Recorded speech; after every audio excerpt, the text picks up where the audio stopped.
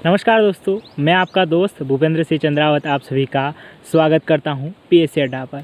अभी मैं गांव में हूं और इस वक्त मेरे लिए समस्या हो रही है कि मैं आपके लिए पढ़ाई संबंधित वीडियो नहीं ला पा रहा हूं। लेकिन मैंने सोचा है कि मैं आपसे थोड़ा सा रूबरू हो जाऊं और थोड़ी सी एक कहानी के माध्यम से आपको थोड़ा मोटिवेट कर पाऊँ। हालांकि जो कहानी है वो पढ़ाई को लेकर नहीं, जीवन को लेकर है।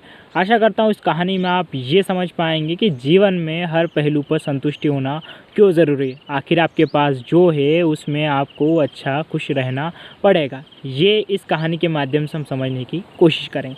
कहानी कुछ इस प्रकार की है कि एक नगर का राजा होता है। राजा के पास में बहुत सारा पैसा होता है, धन की उसके पास कोई कमी नहीं है। लेकिन राजा जो है वो कभी आंतरिक मन से खुश नहीं होता है। उसे अक्सर लगता है कि इतना सारा पैसा है लेकिन मुझे जो सुकून चाहिए वो उसे नहीं मिलता है। एक दिन उसे अचानक ख्याल आता है, क्या ये समस्या मेरे साथ है या फिर सभी के साथ में। वो अपने वज़ीर यानी कि मंत्री के साथ में एक दिन नगर भ्रमण के लिए चल पड़ता है।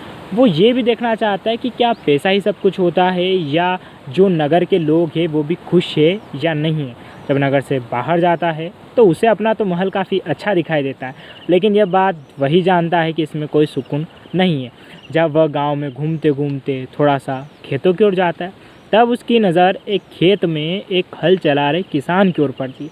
किसान अर्धनग्न अवस्था में यानी कि सिर्फ धोती पहने हुए हैं, हल चला रहा है, लेकिन बड़े ही सुकून से गाने गाते जा रहा है। उसके साथ में पीछे उसके 2 बच्चे हैं, वो भी खेत में उछलते कूदते जा रहे हैं। उसकी जो पत्नी है उसके लिए खाना लेकर जा रही है। वो 4 थे, उनके पास पैसा नहीं था लेकिन चेहरे पर काफ़ी ज़्यादा सुकून था। जब जो राजा है उसने बात सोची, उसने अपने वज़ीर से पूछा कि आखिर क्या वजह इनके पास पैसा नहीं है, खेत भी सूखा है, हल चला रहे लेकिन फिर भी खुश दिखाई दे रहे। तब वज़ीर ने कहा, राजा साहब ये 99 के फेर में नहीं फंसे। राजा साहब ने कहा, ये क्या होता है। वज़ीर ने कहा, राजा साहब रुक जाइए, कुछ दिन में आपको पता पड़ जाएगा। कहानी का दूसरा दौर शुरू होता है। जिस दिन एक सुबह की बात होती है, जब वह किसान अपना घर का सुबह सुबह दरवाज़ा खोलता है तो उसे घर के सामने एक पोटली पड़ी हुई मिलती है। पोटली में बहुत सारे सोने के सिक्के होते हैं। फटाफट उठाता है।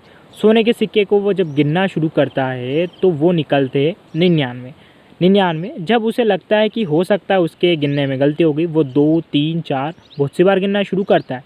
उसके बाद में वो अपने पत्नी अपने बच्चों से गिनवाता है लेकिन निकलते 99। तो उसके मन में संशय हो जाता है कि कोई भी व्यक्ति 99 सिक्के तो कभी नहीं देगा, एक सिक्का कहीं पर गुम हो गया। अब उसके दिमाग में एक जो बात चलना शुरू होती है वो बात ये कि अब कैसे ना कैसे करके इन 99 सिक्के के साथ में एक सोने का सिक्का और मिलाकर इसे 100 को लेकर पूरा किया जाए। अब उसके जीवन का मकसद कुछ और हो चुका था।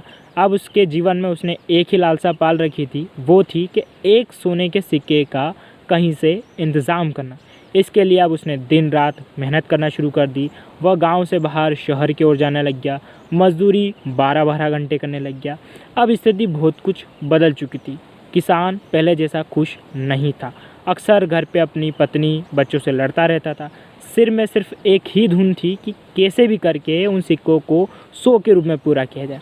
जब वह 1 महीने के लिए बाहर जाता है, जब वापस जैसे तैसे करके वह एक सिक्का कबाड़ तो लेता है, लेकिन जब घर पे पहुंचता है तो पता पड़ता है कि उसकी पत्नी ने जो खरीदारी उसके लिए 2 सोने के सिक्के खर्च कर ली। अब 99 का वो 100 तो कर चुका था लेकिन 2 खर्च चुके। अब बचे 98, यानी कि उसके मन में फिर से 2 सोने के सिक्के को लाने की लालसा जागती रही। धीरे धीरे ये समस्या बढ़ती चली गई। जब कभी खर्च होता घर का तो सोने के सिक्के खर्च हो जाया करते थे, लेकिन 100 तक वो सिक्के नहीं आ पा रहे थे। अब वही बात, किसान फिर से अपने खेत की तरफ चला, लेकिन इस बार किसान खुश नहीं था। इसी दौरान जो वज़ीर था वह अपने राजा को लेके गया। राजा ने जब देखा इस बार किसान जो है हल तो चला रहा है लेकिन चेहरे पे तनाव है, बच्चे कहीं और बैठे हैं और पत्नी के साथ वो लड़ाई कर रहा है। तो राजा ने पूछा कि भाई वज़ीर ये तुमने क्या किया। तो वज़ीर ने फिर पूरी कहानी समझाई कि यहाँ तक इसके जीवन में 99 के फेर में नहीं फंसा था। मतलब ये कि जितना था उसमें संतुष्ट था, लेकिन जैसे ही मैंने इसके 99 सिक्के प्रदान किए उसके बाद इसके जीवन में वो एक सिक्का महत्वपूर्ण हो गया जिसको ये कमाना चाहता था। इसने पीछे के 99 सिक्के की तरफ कभी देखना ही नहीं चाहा कि उससे भी जीवन खुशनुमा हो सकता था। यानी कि राजा साहब बात यही है कि जीवन में आपके पास जितना भी है, क्या आप उससे संतुष्ट है या नहीं। जो है उसमें संतुष्ट रहना सीखिए, और ये नहीं कि आप आगे बढ़ना भूल जाइए, आगे बढ़िए, लेकिन उन्हीं संसाधनों के साथ में जो आपके पास है। कभी मन में ये लालसा मत पालिए कि मेरे पास ये नहीं है, उसके पास वो है, उसके पास ये है, मेरे पास भी होता तो। यही जीवन का सार है कि जीवन में संतुष्टि होना ज़रूरी है, और इसी संतुष्टि के साथ में जीवन में आगे बढ़ना भी ज़रूरी है।